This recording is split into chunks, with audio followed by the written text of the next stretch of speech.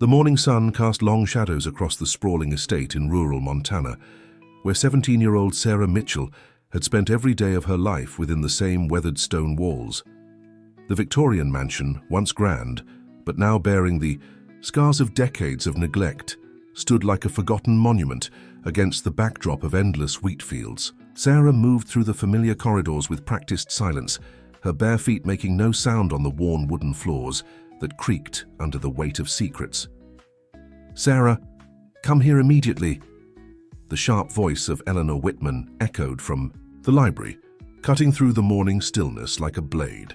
Sarah quickened her pace, her long auburn hair flowing behind her as she hurried toward the woman who had been the only constant in her isolated world. Eleanor stood rigid beside the massive oak desk, her steel-gray hair pulled back in its usual severe bun, her dark dress seeming to absorb what little light filtered through the heavy curtains. At 62, she carried herself with the authority of someone accustomed to absolute obedience, her pale blue eyes never showing warmth, only expectation. "Yes, ma'am," Sarah whispered, keeping her gaze lowered as she had been taught since childhood. Direct eye contact was forbidden, a sign of defiance that Eleanor would not tolerate. "Sit down. We need to discuss your future." Eleanor's tone was clinical, devoid of any maternal affection, despite having raised Sarah since she was an infant. "You're no longer a child, Sarah. It's time you understood your purpose." Sarah perched on the edge of the uncomfortable chair, her hands folded neatly in her lap. Throughout her 17 years, she had never questioned why she lived in such isolation, why she had never attended school, or why Eleanor was the only person she had ever truly known. The occasional visits from the grocery delivery man or the maintenance worker were brief, supervised encounters where speaking was strictly prohibited. "You will be leaving Montana next week," Eleanor announced, watching Sarah's reaction with clinical interest. "So you're going to California to fulfill an arrangement that was made long before you were born." Sarah's heart began to race, but she remained motionless. Questions burned in her throat, but years of conditioning kept them locked away. Eleanor had always said that curious children brought trouble, and trouble was something their family could not afford. "You will marry a man named Dr. Marcus Sterling," Eleanor continued, pulling out a manila folder thick with documents. "He is a respected pharmaceutical executive, very wealthy, very influential. This union will secure the future of our family's interests." The words felt surreal, like listening to someone else's life being planned. Marriage? Sarah had never even held hands with another person her age, had never experienced friendship, let alone romance. Her world consisted of classical music lessons, literature studies, and domestic skills, all taught within the confines of the estate. "I don't understand," Sarah finally whispered, the words escaping before she could stop them. Eleanor's expression hardened.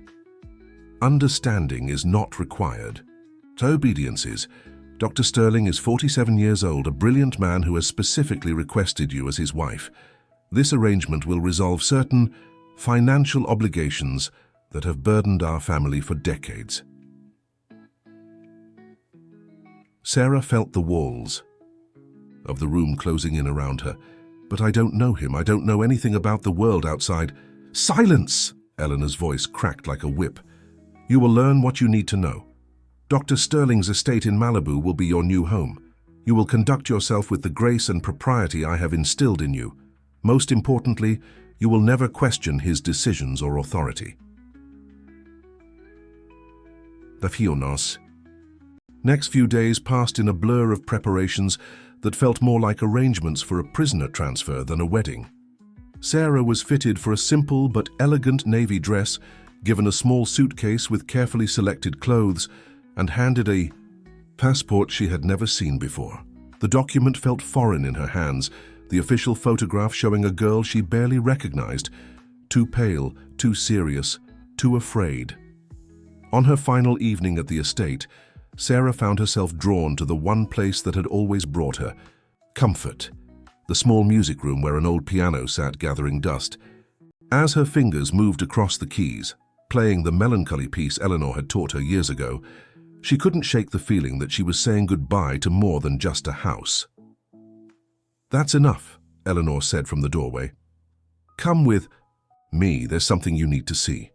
Sarah followed Eleanor up the narrow staircase to the third floor, a part of the house she had rarely been allowed to explore. Eleanor stopped before a door Sarah had always assumed was locked, producing an ornate brass key. "This was your room when you first arrived," Eleanor said, pushing the door open to reveal a nursery that time had forgotten. Dust motes danced in the afternoon light, settling on a white crib, faded yellow walls decorated with painted butterflies, and shelves lined with toys that had never been played with. "I arrived."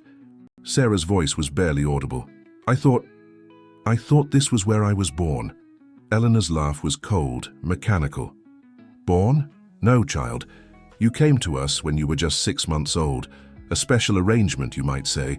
Your biological parents couldn't provide the kind of life you needed." The revelation hit Sarah like a physical blow. Everything she had believed about herself, her identity, her place in the world, crumbled in that moment. Who were they? My real parents? "That information is irrelevant now," Eleanor replied, closing the door with finality. "What matters is that you fulfill the purpose for which you were brought here. Dr. Sterling is expecting perfection, and that is exactly what you will deliver." That night, unable to sleep, Sarah found herself exploring parts of the house she had never dared enter before. In Eleanor's study, she discovered a hidden drawer containing photographs and documents that made her blood run cold. Pictures of herself at various ages, but also images of another woman who looked startlingly similar. Same auburn hair, same green eyes, same delicate bone structure.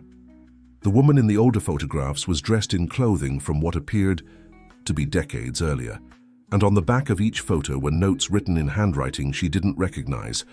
Subject A, age 17, behavioral analysis, compliance excellent, physical development, within parameters. Her hands trembling, Sarah found a letter buried beneath the photographs. The envelope was addressed simply to the future, and inside, yellowed with age, was a note written in elegant cursive.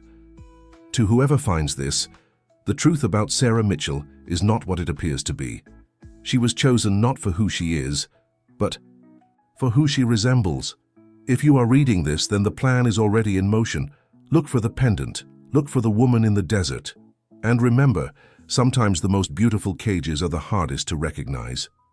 The letter was unsigned, but paperclipped to it was a small black and white photograph of a woman who could have been Sarah's twin, standing beside a man in what appeared to be a laboratory setting. On the back, someone had written, "Dr. Evelyn, Sterling, 1987, final phase." Sterling, the same name as the man she was supposed to marry. Sarah's mind raced as she tried to process what she was seeing. The photographs, the clinical notes, the mysterious letter, none of it made sense. Yet everything pointed to a truth far more complex than the simple story of an arranged marriage Eleanor had told her. As dawn approached, Sarah carefully returned everything to its place, but kept the letter and the photograph hidden in her dress pocket. When Eleanor came to wake her for the journey to California, Sarah was already dressed and waiting, her small suitcase packed and ready. "Good," Eleanor said, studying Sarah's composed expression with approval. "Dr. Sterling's driver will meet you at the airport in Los Angeles. Remember everything I've taught you.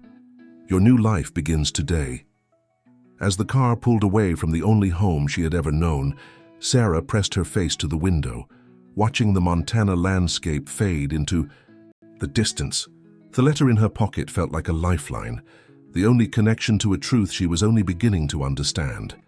Whatever awaited her in California, she knew that the girl who had lived in Eleanor's shadow was about to discover who she really was, or perhaps who she had been created to be. The private jet descended through the California sky as Sarah pressed her nose against the small window, watching Los Angeles sprawl endlessly beneath her. The city looked like a galaxy of lights, so different from the isolated Montana ranch that had been her entire world. Her stomach churned with anxiety as she clutched the mysterious letter in her pocket, its presence both comforting and terrifying. A man in an expensive black suit waited at the bottom of the aircraft stairs, his face expressionless as he approached. "Miss Mitchell, I'm James Harrison, Dr. Sterling's personal assistant. Please follow me. Sarah nodded silently, following him to a sleek black Mercedes. The leather seats felt foreign against her skin, and she found herself missing the worn fabric of Eleanor's old armchair. As they drove through the city, James spoke in clipped professional tones about schedules and expectations, but Sarah barely heard him.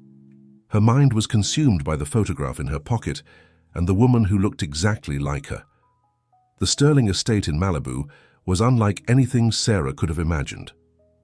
Rising from the cliffs overlooking the Pacific, Ocean, the modern mansion, was a masterpiece of glass, steel, and white concrete. It seemed to float above the landscape, its clean lines and geometric perfection creating an atmosphere that was both breathtaking and intimidating.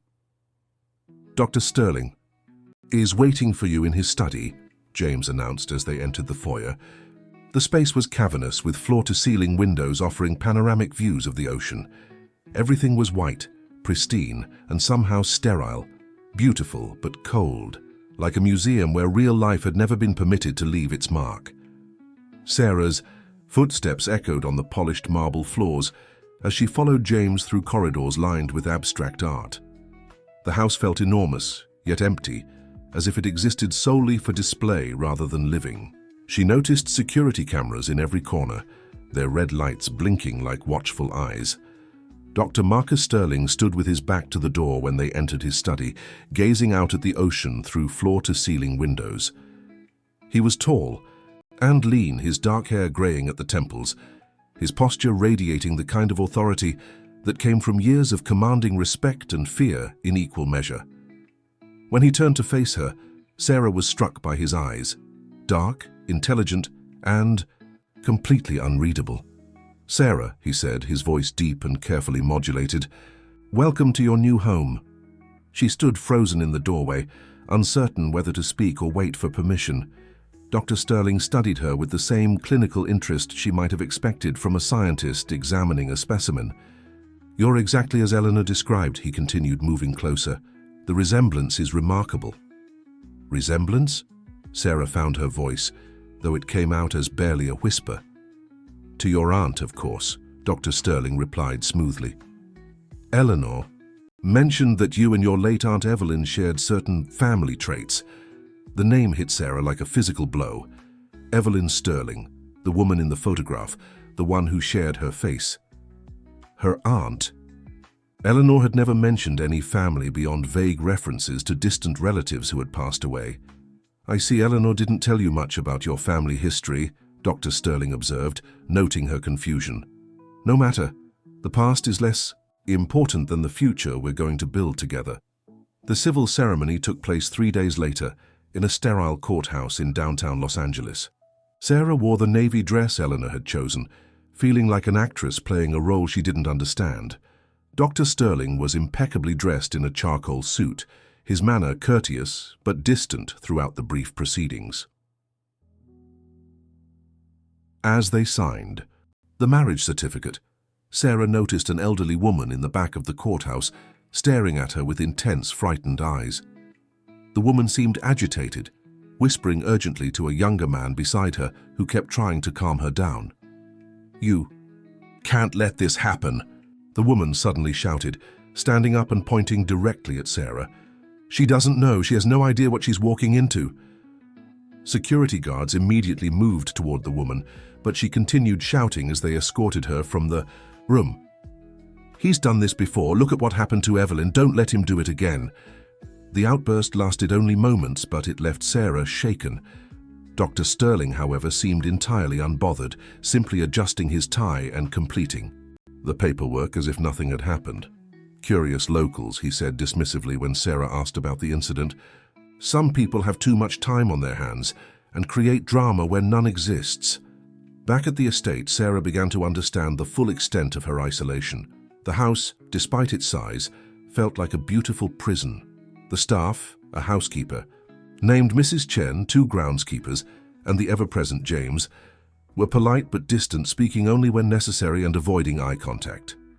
Sarah's new room was luxurious, but felt like a hotel suite, decorated with expensive furniture that had never been lived in. Dr. Sterling kept to a rigid schedule, leaving early each morning for his pharmaceutical company and returning late in the evening.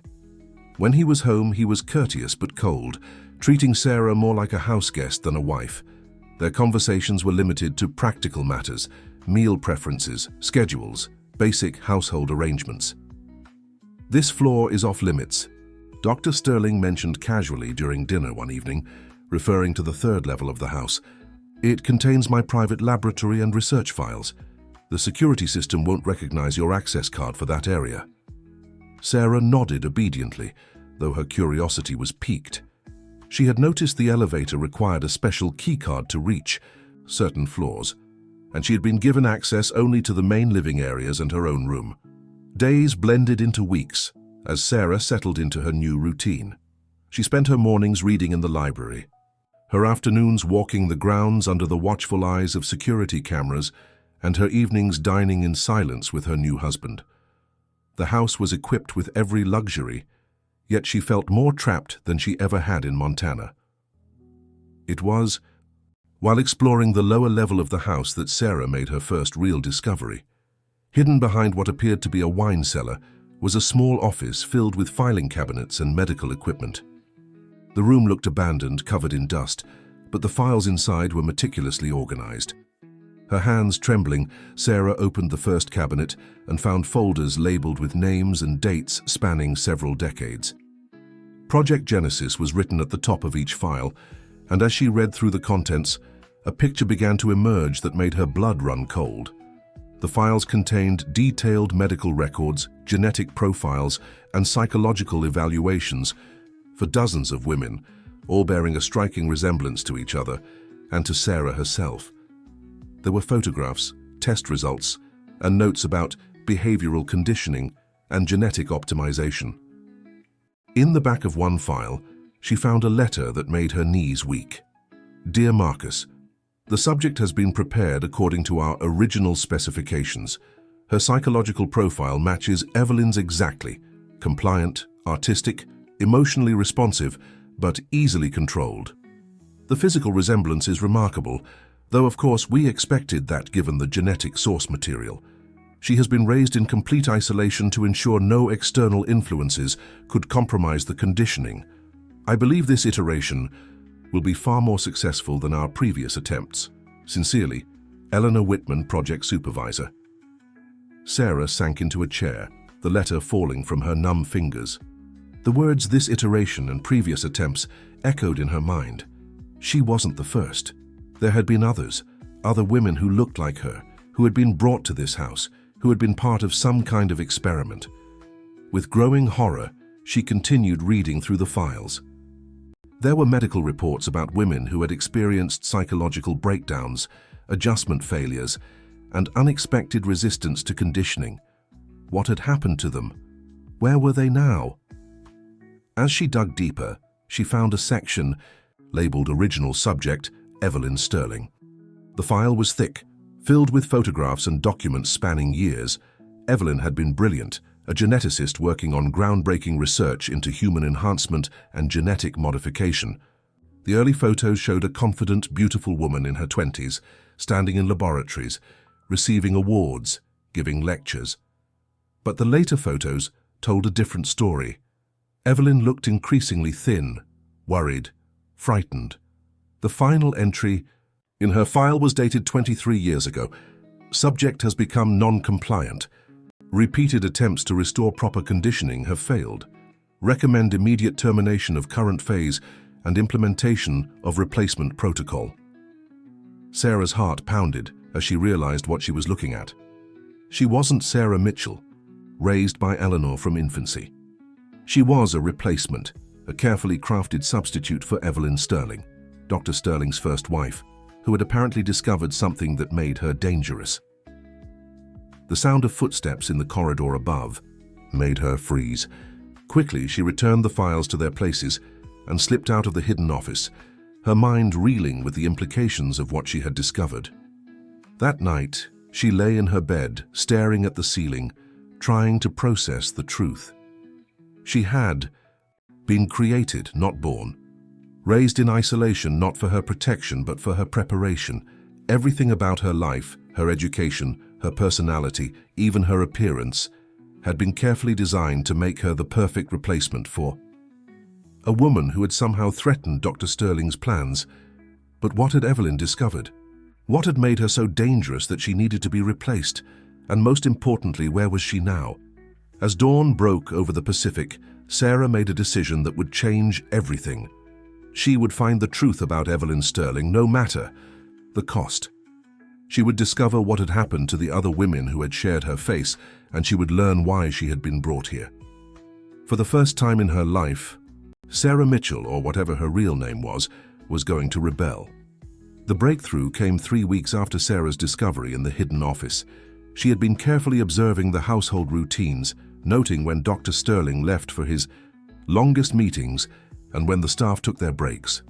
It was during one of these carefully planned opportunities that she noticed something odd about the third floor. The sound of ventilation systems running, suggesting the space was being actively used despite Dr. Sterling's claim that it contained only old files. Using a bobby pin, technique she had learned from an old mystery novel in the library, Sarah managed to open a maintenance access panel near the elevator. Inside, she found building schematics that revealed the true layout of the house.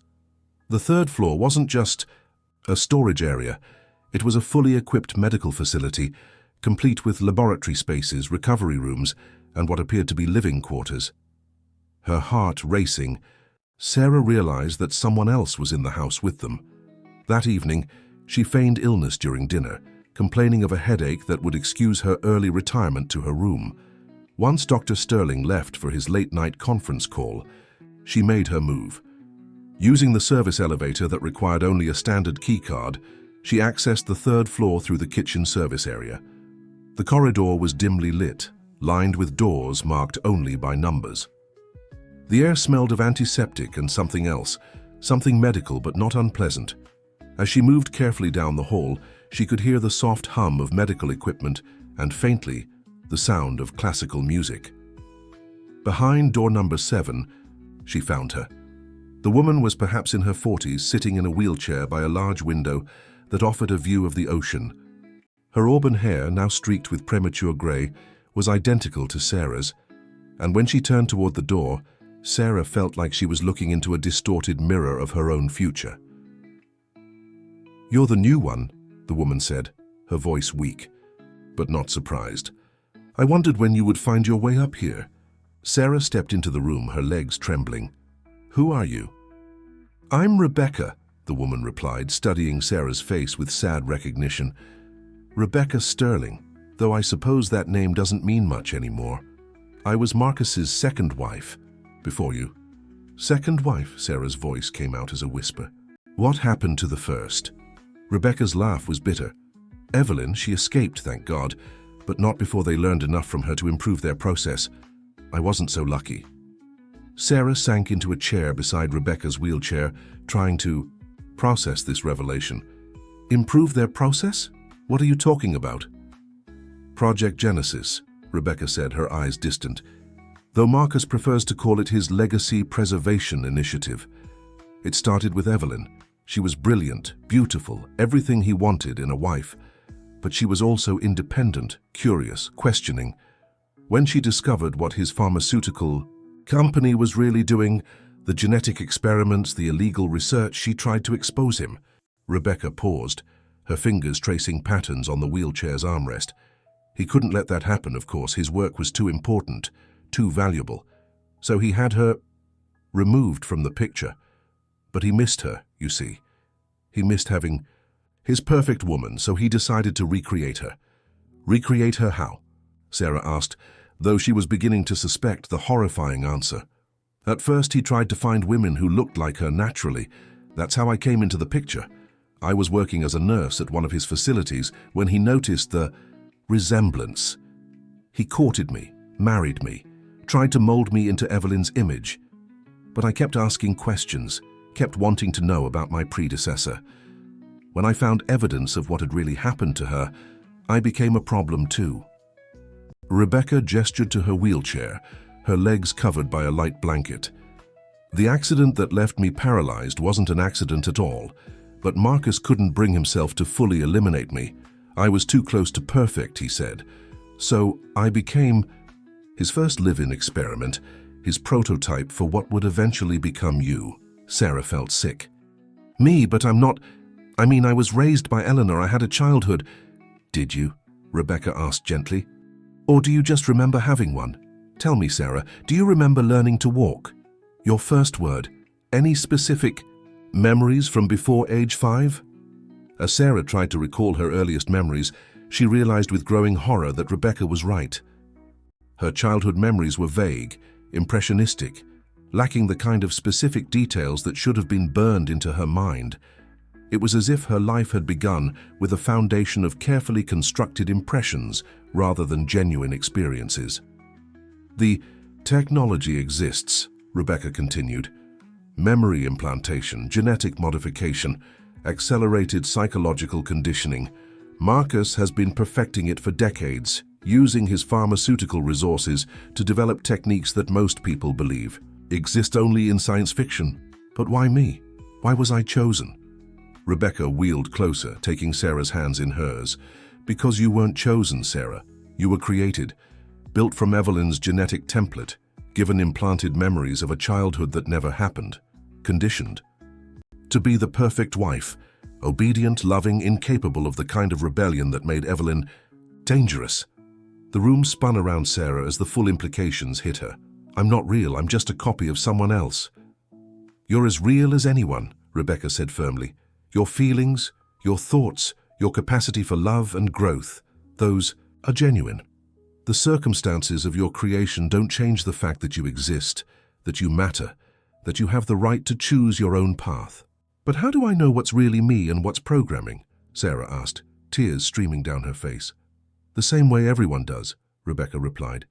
By making choices that feel true to who you want to be, not who others want you to be. And right now you have a choice to make. Rebecca wheeled over to a hidden panel in the wall, revealing a small safe. Inside were documents, photographs, and what appeared to be a communication device.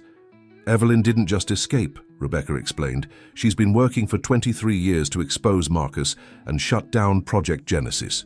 She's gathered evidence, built a network of allies, and she's been waiting for the right moment to strike. But she needs someone on the inside, someone with access to Marcus's current research. Sarah stared at the device in Rebecca's hands. She wants me to help her. She wants to save you, Rebecca corrected, and all the other women who might be created in the future. But yes, she needs your help to do it. The communication device was small, resembling a hearing aid more than anything else.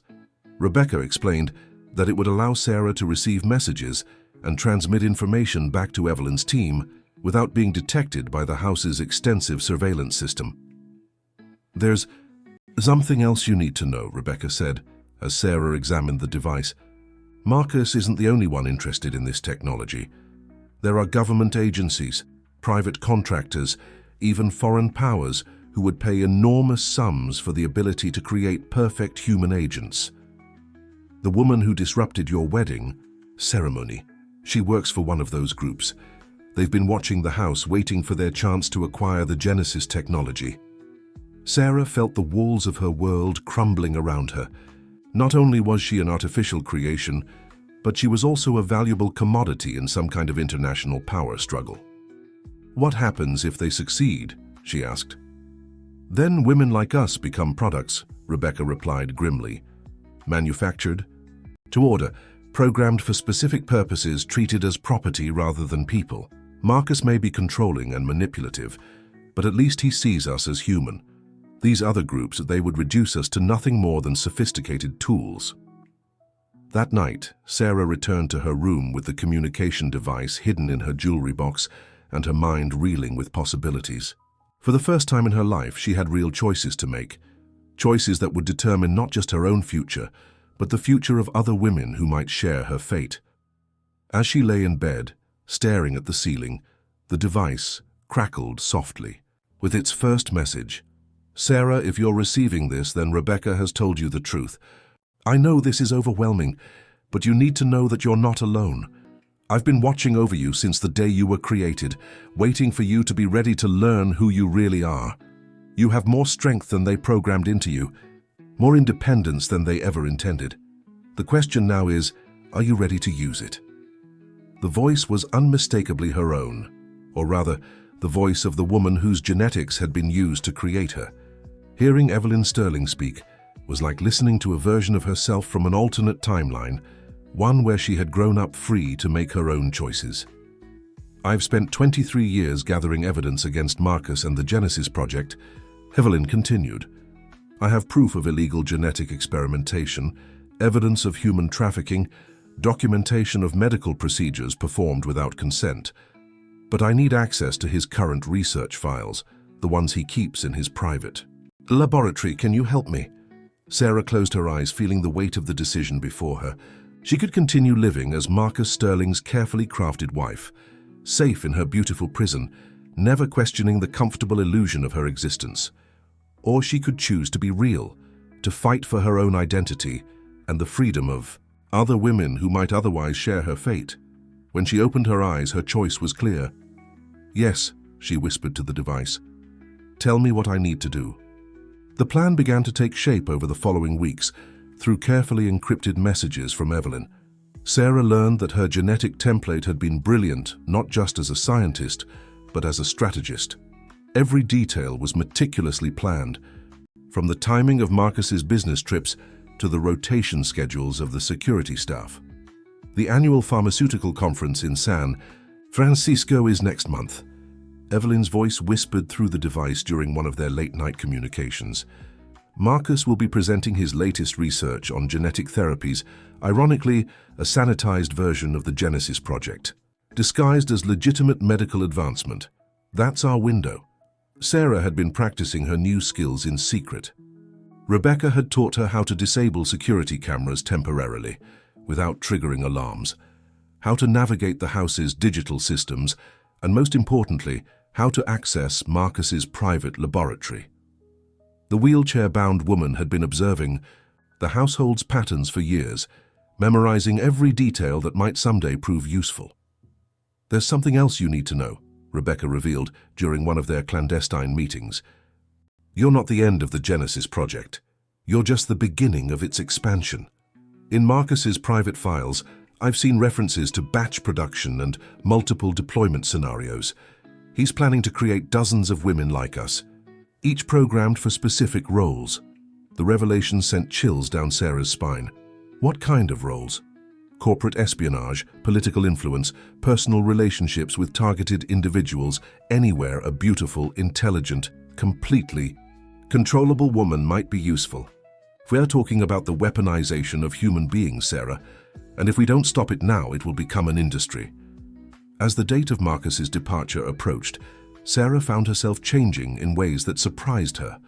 The timid, obedient girl who had arrived from Montana was being replaced by someone stronger, more determined. She caught herself making eye contact with Marcus during dinner, asking questions about his work, even expressing opinions about current events. If he noticed the changes, he attributed them to her adjustment period in her new environment. The night before Marcus left for San Francisco, Sarah made her final preparations. She had memorized the laboratory's layout from Rebecca's descriptions and studied the building schematics until she could navigate them blindfolded.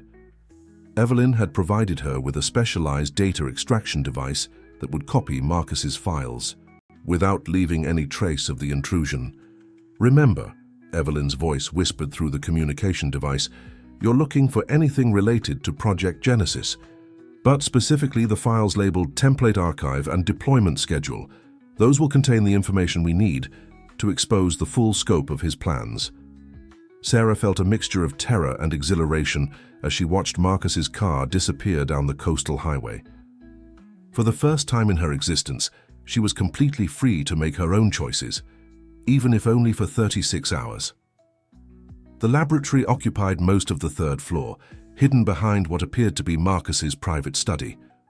Using Rebecca's instructions, Sarah accessed the hidden door through a biometric scanner that had been programmed to accept her genetic signature, a security measure that Marcus had never imagined would be used against him.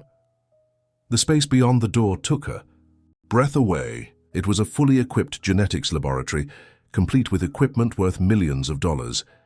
Computers hummed quietly, processing data from experiments she couldn't begin to understand.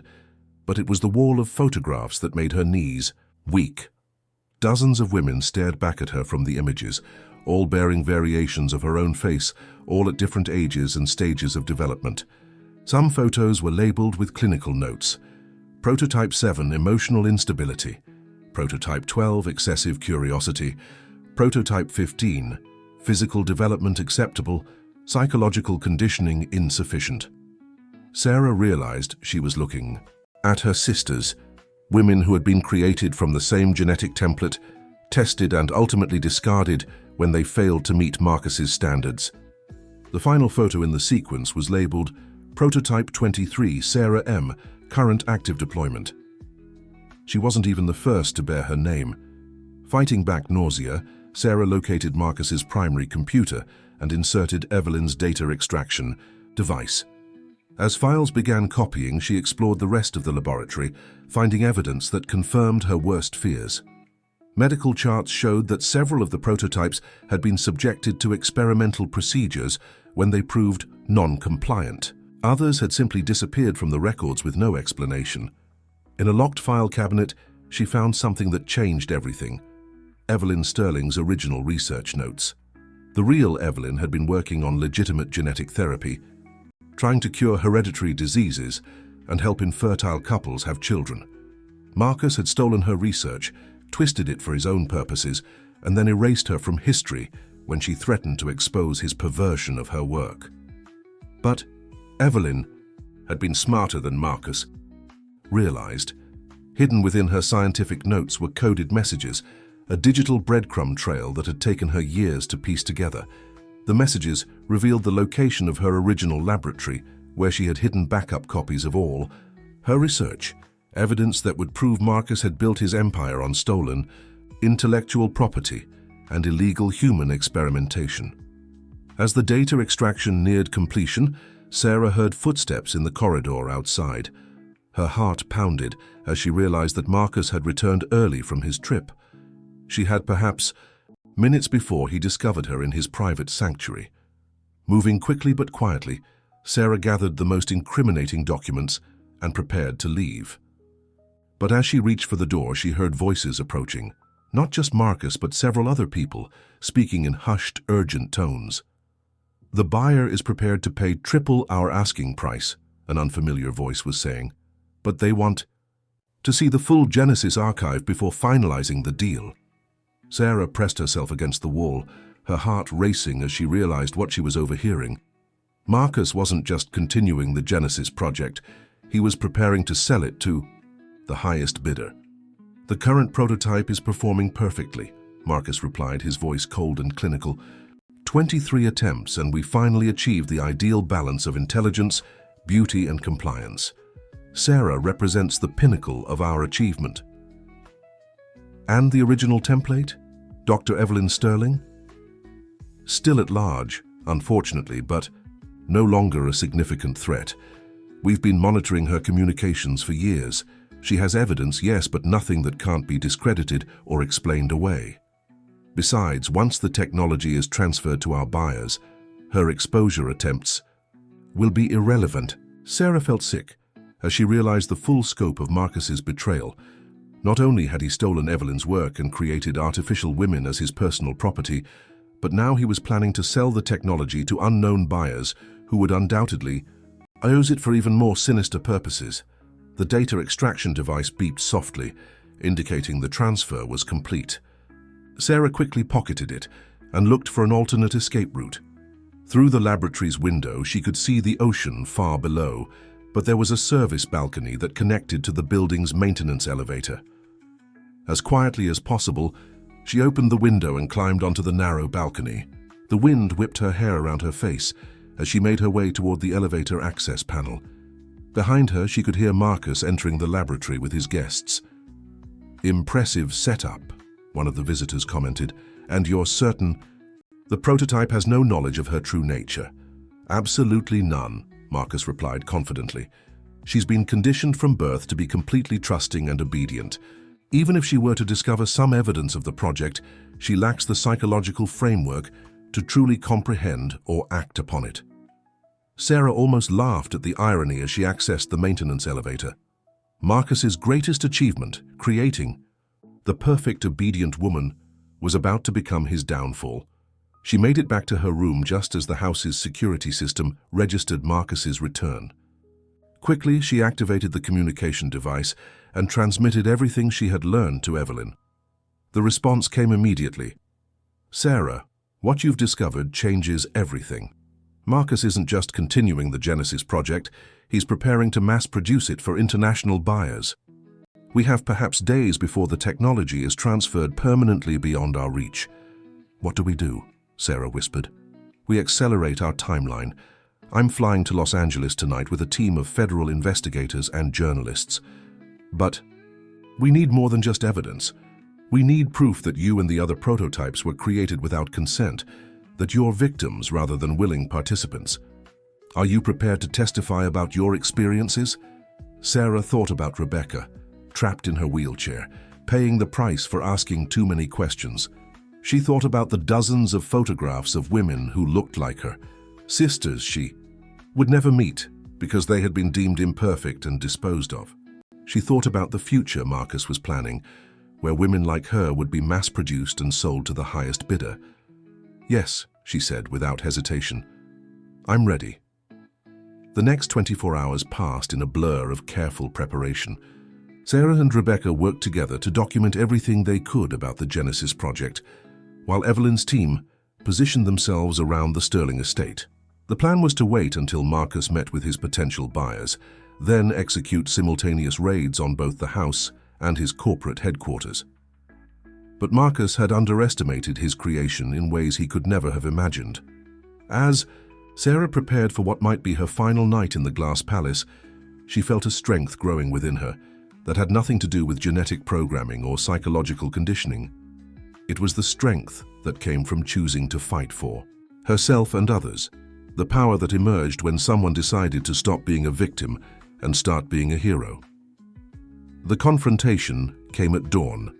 Federal agents, led by Dr. Evelyn Sterling herself, surrounded the estate as Marcus prepared to finalize the sale of his life's work. Sarah watched from her bedroom window as the woman whose face she shared stepped out of a black SUV, her silver hair catching the morning light, her posture radiating the confidence and determination that Marcus had tried so hard to breed out of his artificial creations. When the agents entered the house, Sarah was waiting for them in the foyer, no longer the frightened girl who had arrived from Montana, but a young woman who had chosen her own identity and her own future.